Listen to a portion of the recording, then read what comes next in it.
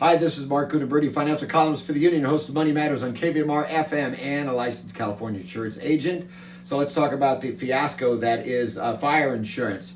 There's two types of insurers: an admitted insurer, they're authorized to do business in the state of California, and then there's non-admitted.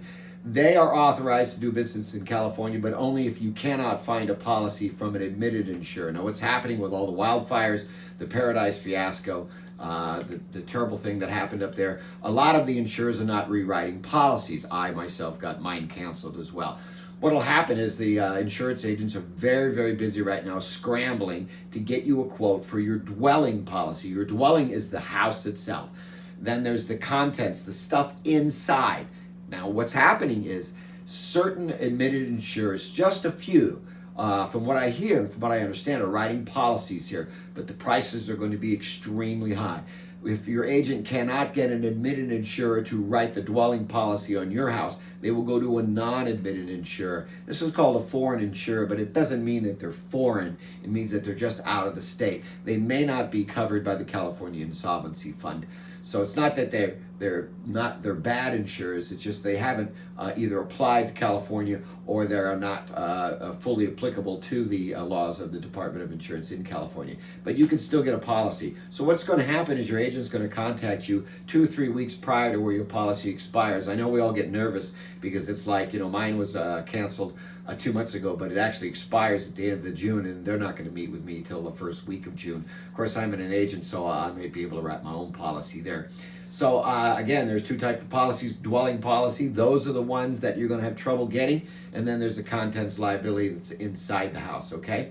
So it is a scrambler right now, but you will be offered a package. You don't have to worry. You will be insured as long as you accept whatever they throw at you. There's also, if you cannot get insurance, there's something called the California Fair Plan. Now, that's kind of a force-fed consortium of insurance companies that the Department of Insurance in California says, hey, if a person can't get a policy from an admitted insurer and somebody non-admitted won't give them, California Fair is kind of like the people that have a bad driving record. You can get insurance, but it is your last resort. So California Fair Plan will write your dwelling policy again, but your stuff inside will be written. So you're probably going to have 2 policies. This first go around is kind of like a scramble where all the agents are very, very busy, but they'll take care of you for sure.